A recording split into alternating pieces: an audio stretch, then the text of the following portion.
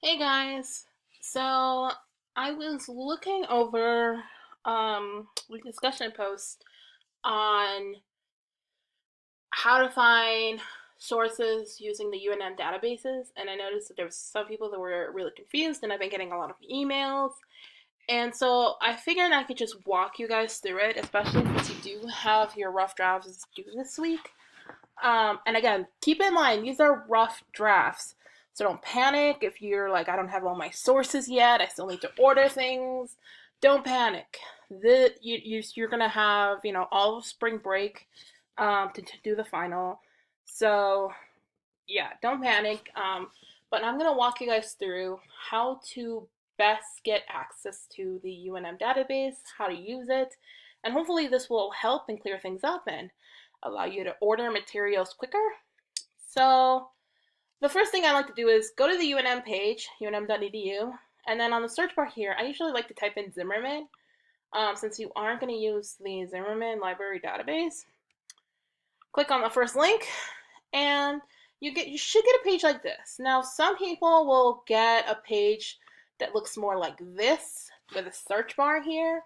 Either way, you're fine. You're still on the right place. So I want to make something really quick about this search bar here.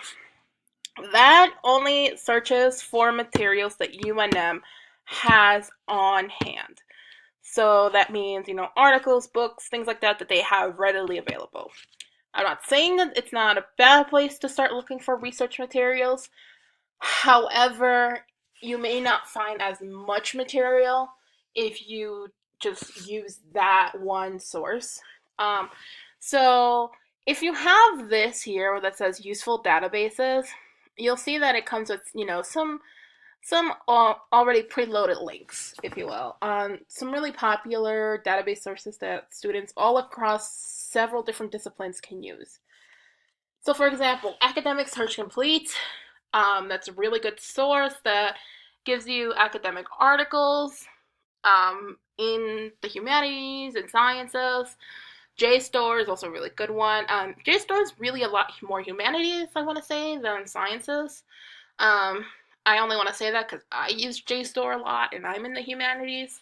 Um, so it may not be super helpful if you're in the sciences, but definitely check it out. Don't just, say no. MLA International Bibliography, that is definitely mostly humanities material. And then ProQuest, this one I like because it's a lot social sciences, a lot more STEM sort of based. And a lot of you express that that's sort of where you were leaning towards. So ProQuest is great. Now, let's say you look at these databases and you're just like, they give me too many options. I don't like them. You can narrow down your searches by clicking up here, pick subject, and if you're like, well, they want to talk about, computer science, you can click on this and it preloads all the databases that are relevant to computer sciences. So all of these databases have articles of some kind that relate to computer sciences.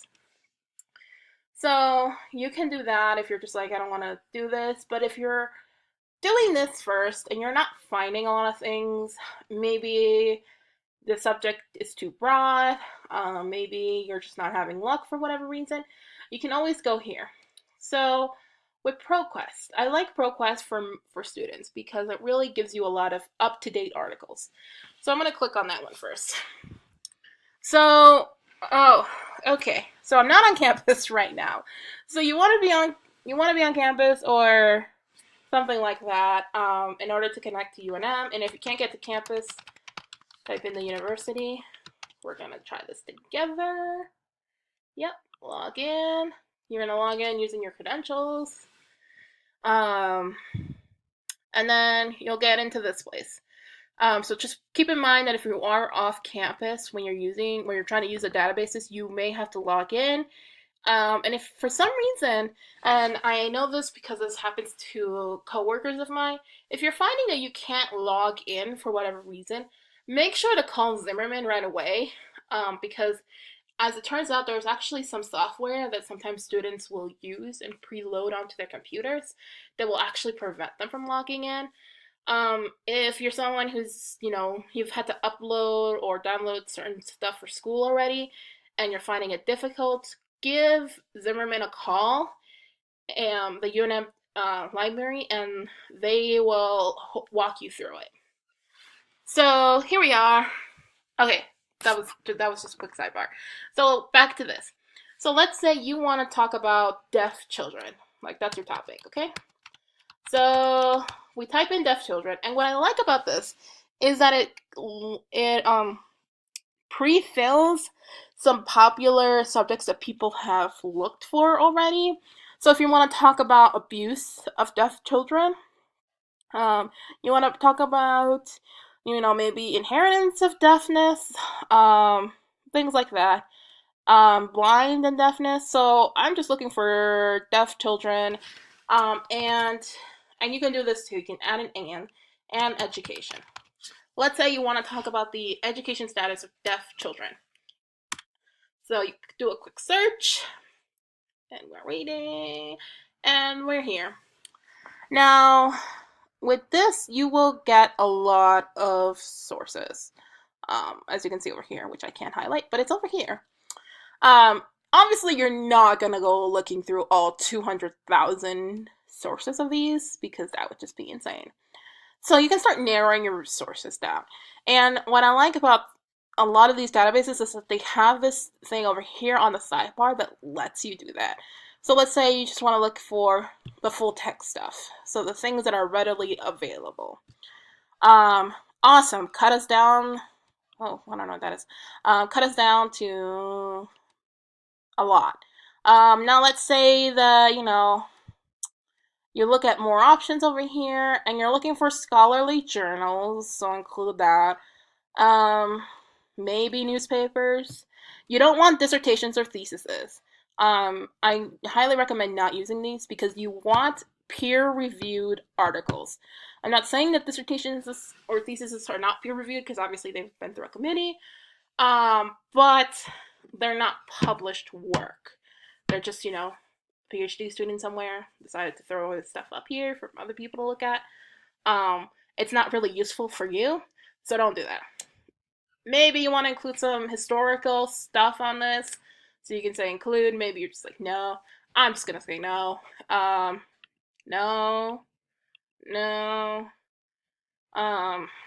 Not sure what that is, but sure. No. Maybe you want to look at some blogs and podcasts, and then click apply, and let's see what that gives us. Now we're down even further. So now you can start looking at, what are some things that are, relevant here. Maybe you want to talk about like bilingual education, like is, knowing sign language considered a second language. So you maybe want to look at that. And so you'll click on that article there. And one of the things that I really like about some of this stuff is that they'll have abstracts. Now the abstracts you're never going to actually cite in your articles. But the abstracts give you a good idea of what the article is about, so you don't have to read all 10, 20 pages in order to figure out, wow, I really don't need this. So definitely check through the abstract. Another great thing about something like this is that it highlights your keywords for you. So you can save the PDF. You can, it'll offer you the entire article here. Very nice. So you can start looking through this, figure out, what exactly it is that you want to talk about. Are you talking about them as, a silent minority? Deaf hearing youngsters teach each other education. So things like that you may have interest. Now, let's see if I can get us back to Zimmerman, because, yeah.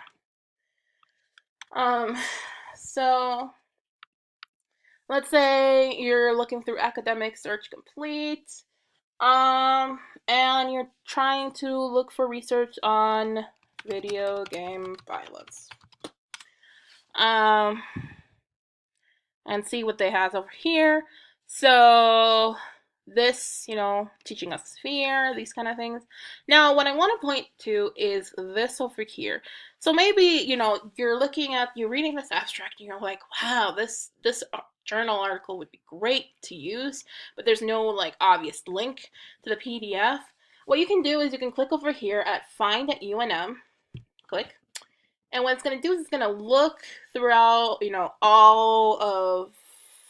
all the sources pretty much that UNM has. And it's going to be like, okay, we don't have it, sorry. But you're like, I really want to use this. It's recently published. Make sure to look at dates too, especially for those of you that are in the social sciences area. Anything beyond 20 years is probably going to be useless to you. So try to keep things relatively recently. So you clicked on this, you're like, wow, they don't have it anywhere. So what you do is do ILL it. ILL is interlibrary loan. And what you do is you just click on this button here that says request items through Library Express. You're going to log in if you're off campus, and then it's going to pre-fill out the information for you. Sometimes it won't give you a journal title. So just go back here and read through the information. It's going to ask you when do you want it after. So I usually throw a date 4 or 5 months in advance. It's just random. And then what's it for? Coursework. And then submit request. And what's going to happen is that one of the librarians who works in IL, they're going to go looking through everything. They're going to look through what they have on, on order. And one thing about this that I caution all of you not to wait till the last minute to do this is because sometimes ILL can take a while. Sometimes you can get things literally the next day. You'll get an email like, hey, your ILL request is here, and all you have to do is log in, and you can access your articles through here. Electronically received articles. And sometimes it takes them about, a couple days, sometimes a week. The longest I've ever experienced myself is 2 weeks. Again, you have no control over it, and usually the things that take about 2 weeks are actual books that the librarians have to order, because those books don't actually come from too close by. I've had books that have come from Las Vegas, Nevada. I've had books that come from Utah. I've had books that come from, the universities in Colorado. So they order from around the region, which is why it could take a few days to get to you. Articles, they usually tend to get back a lot faster. So for those of you that are just using articles a lot, that's a good thing. But yeah, books can take a little bit longer. So that is how you do that. Also, if you're trying to look for something and you're just like, I can't find what I'm looking for, they have this awesome, chat with a librarian here, and they can help you. They can assist you in, searching through what you need. So if you're someone who's stuck, don't just, sit there scratching your head, and don't give up. Definitely take advantage of these sources. So as you can see here, you have a lot of, options. Again, we don't want things like dissertations. We don't want things like periodicals like this. You don't want that. Don't cite that. Yeah. So you mostly just want academic journals. So hopefully that clears it up. And obviously you can do video game violence and, I don't know, children. Video game violence and gun violence. Whatever it is that you're trying to look for, you can search for. Also, one thing is to play around with the wordings of your searches. So sometimes, maybe video game violence, you don't come up with a lot of sources. So maybe you want to look for violence or violence in youth.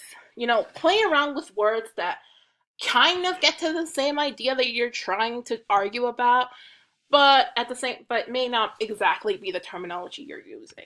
So play around with the words, play around with what you're looking for. Definitely play around with the databases.